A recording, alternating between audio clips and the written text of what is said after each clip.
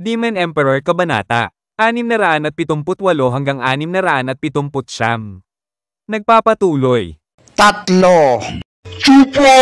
Itigil mo yan! Teka lang, bossing! Eto na ang gamot. Ilalabas ko na. Aray! Wala kang galang. Ano? Itinatago mo lang pala ang gamot, tapos ayaw mong ibigay! Kupal ka ba? Yan ang bagay sa'yo, Lucy. Nagpapa-hard-to-get ka pa ayaw mo pang bumigay. Chupa, pre, mukhang seryoso ka dyan ah. Long time no see. Ang tagal na nating hindi nagkita. Namiss kita, tol. Mula nung masaksihan ko ang nangyari sa'yo at si Ning Air sa esoteric na debate. Ngayon lang kita ulit nakita, nagalit at gustong manakit. Sa palagay ko, si Eddie Face Lord Chu ay mayroon na siyang tirahan dyan sa puso mo. Si Tiansang, anong ginagawa mo rito? Kasama ka ba ng mga e-abab na yan na kinatawan ng Pilipinas? Hindi nila ako kasama, pre. Hindi mo lang ako napansin kanina. Nakasama ako sa mga sekto. Kitang-kita ko ang pagiging mayabang mo sa arena at maangas. Ha. Wala ka pa rin ipinagbago, Chupa. Kahit ilang taon na ang nakalipas. Chupa, natatandaan mo pa ba yung huling sinabi ko sa'yo? Ikaw ang pangarap ko, ang nag-iisang goal ng buhay ko. Dahil umalis ka na ng Pilipinas at nag-abroad, sumunod din ako sa mga yapak mo. Nag-abroad din ako. Isa na ako ngayong sikat na mag-aral ng Sword God Sekto na maglalaban-laban sa gitnang rangkong sekto. Kung ganun, kasama ka pala sa lalahok, kupal. Sige, kalimutan muna natin ang lahat ng yan. Sa ngayon, tulungan niyo muna ako. Dalhin niyo ang gamot na ito sa baby ko. Grabe naman si Chupa. Sa pagkikita namin ulit, inutusan ako agad para maging delivery rider. O sige na nga, kagaya ka pa rin ng dati. Wala ka pa rin pinagbago. Torpe ka pa rin at hindi ito kayang gawin ng sarili mo. Makakaasa ka na i-deliver ko sa baby mo ang gamot. Kayong dalawa, bakit hindi kayo sumama sa akin? Para makilala nyo si Eddie Faces Lord Chu. Tara na, sabay na kayo sa akin.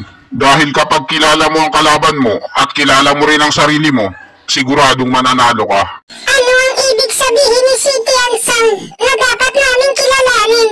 Sa wakas, nakalis na sila. Mapapanatag na rin ang loob ko. Kailangan ko na ring umalis sa lugar na to dahil nakaka-high blood ang mga tao dito. Napakabobo mo talaga! Hindi mo ba nakita kung gaano kamahal ni Chupa ang iabab na yun? Tapos bigla mo na lang siyang tinira sa likod! Napakaswerte mong kupal ka! Dahil hindi ka binanata ni Chupa hanggang kamatayan! Pero taba, hindi ba break up na silang dalawa? At nagpaalam pa sila sa isa't isa na sa susunod ay magkaaway na sila. Hindi mo kasi alam ang bagay na yun. Wala ka kasing jowa. Kahit sinabi pa nila yun, hindi pa rin nila may tatago ang itinitibok ng puso't damdamin nila. Sa mundong ito, tayong mga lalaki, kapag nakilala na natin ang babaeng para sa atin, kabaliktaran ng mga sinasabi natin ang totoong nararamdaman natin. Ang babaeng yun, hindi kanya sinaksak dahil kay Stewardess Chupa. At si Stewardess Chupa, muntik ang kanyang patayin dahil sa kanya. Iyan ang tinatawag na pag-ibig. Kapag sinabi mo, gagawin mo. Sa madaling salita, ikaw ang naging third wheel ng away nila. Tangina, bakit ako pa? Pinepeke pala nila na kunwari ay LQ sila. Tapos ako ang nasisi sa lahat ng mga pinaggagawa nila.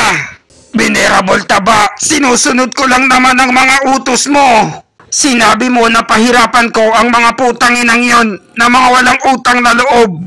Hindi totoo yan. Huwag akong sisihin mo, kupal ka. Ang tinutukoy ko lang naman ay ang iba, hindi ang jowa ni Chupa. Dapat alam mo na yun, nakilala mo si Chupa na may gusto siya sa iabab na yun. Tama ang sinabi ni Chupa, bobo ka talaga. Matagal na siyang nagtitimpi sa'yo. Ni minsan hindi mo siya nirespekto. Sa lahat ng bagay, pinapabayaan ka niya. Pero ngayong oras na to, sinaktan mo siya ng malala. Hindi mo ba nakita kung paano niya binugbog siyan mo? Dahil sa baby niyo? Tama lang yung nangyari sa'yo. Kupal ka kasi. Sa pagitan ng away ng magjowa, huwag kang makikialam. Dahil kung hindi, may ipit ka. Mga walang utang na loob, iniwan na lang ako sa ere. Tangina mo ka, Chupa. Maghintay ka lang, babawian din kita. Kenching! Sister! Kumusta ka na? Kumusta na ang kalagayan mo? Magpakatatag ka, Kenching. Marami kaming nagmamahal sa'yo. Napakahirap nito. Hindi pa rin humuhupa ang trangkaso ko na may kasamang lagnat. Ang mga hayop na yon, mga demonyo sila. Nagawa nilang atakihin patalikod si Kenshin. Hindi natin alam kung kailan gagaling si Sister Kenching. Napakarami na natin ipinainom na gamot sa kanya. Pero ni isa hindi umubra. Okay lang yun, mga bata.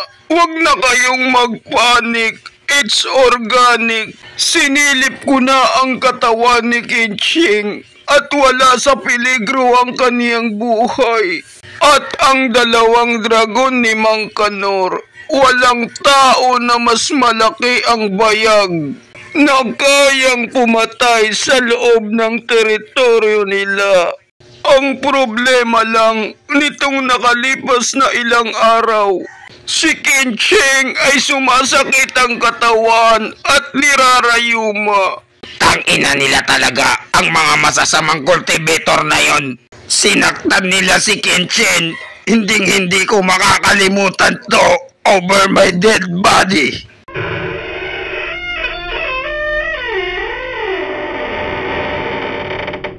Batang Master, matandang yon. May bisita tayo, si Sitian Sang, ng Sword God Secto. Di ba yan ang pinakauna sa gitnang rangkong sekto? Anong ginagawa rito ng isa sa mga tao nila? Hayaan niyo siyang makapasok. Patuloyin niyo siya. Isa siya sa mga kaibigan ko. Gusto niya akong makita.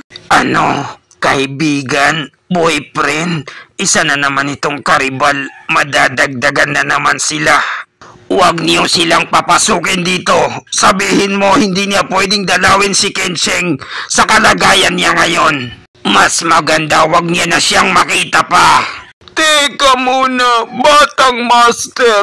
Huwag kang padalos-dalos. Ang nasa likod niya ay ang Sword God Secto. Hindi magandang baliwalain na lang natin siya. Mas magandang patuloyin natin siya. Kaya itabi mo muna yung pagiging siloso mo. Ang ina, nakakainis talaga.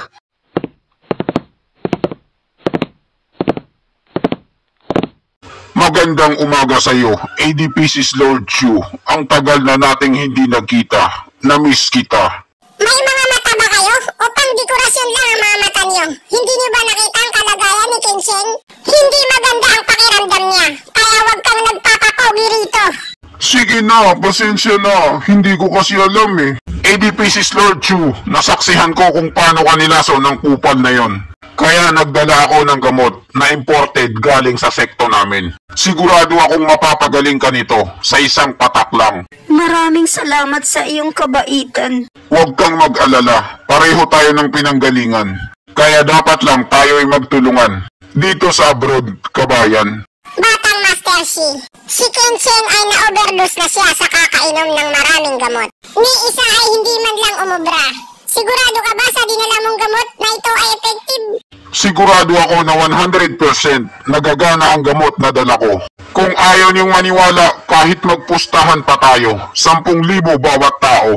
Naniniwala ako sa iyo, kaibigan Shi, na hindi ka isang scammer.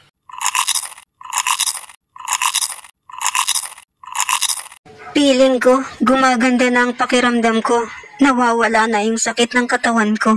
Wow! Batang Master C! Kakaiba yung dala mong gamot ah! Kahanga-hanga! Ang bilis niyang tumalab! Kagaya pa rin siya ng dati. Torpe pa rin siya. Hindi niya kayang iabot sa akin ng gamot na yun ng diretsahan. Alam mo na pala. Napakatalino mo talaga. Oo naman, sino pa ba ang may hawak ng gamot kung hindi ang may-ari ng lason? Kencheng, anong pinagsasabi mo? Ang gamot na yun ay galing sa lumason sa'yo? Ang ibig mong sabihin ay si Lucy, may sekreto kayo? Tama ka, galing nga sa kanya ang gamot na yon. At sigurado ako na napilitan lang siyang ibigay yon. Eddie Paces Lord Chu, parang ikaw siya. Alam na alam mo ang lahat Noong pinuntahan ko siya para bisitahin, naabutan ko na binubugbog niya ang isa sa mga atabs niya. Pinipilit niya itong maglabas ng gamot. Alam mo naman siguro ang ugali niya. Hindi niya tatanggapin na mabait siya. Matigas talaga ang ulo niya na nagtatago sa masungit niyang muka. Nakita ko na yung ginawa niya sa esoteric debate. Senior sister, ang tinutukoy mo ba ay si Chupa ang nagbigay sa'yo ng gamot? At kinain mo naman agad? Nakalimutan mo na ba na pinagmumura ka niya sa arena? Napakawalang hiya niya. Kinalimutan niya na lang ang lahat. Kaya niya ako pinagmumura dahil nag-aalala siya sa akin. Ayaw niya akong malagay sa panganib ulit. Sa totoo lang, masaya akong marinig yun na concern siya sa akin. At ang kanyang pagiging masungit at walang hiya ay sakit na niya na yun. Kahanga-hanga si Sister Kencheng. Napakalalim ng pagmamahala nilang dalawa. Mas malalim pa sa Mariana Trends. Mahirap talagang maintindihan. Napaka-complicated. Ang ina, ang gamot pala na yon galing pala sa karibal ko.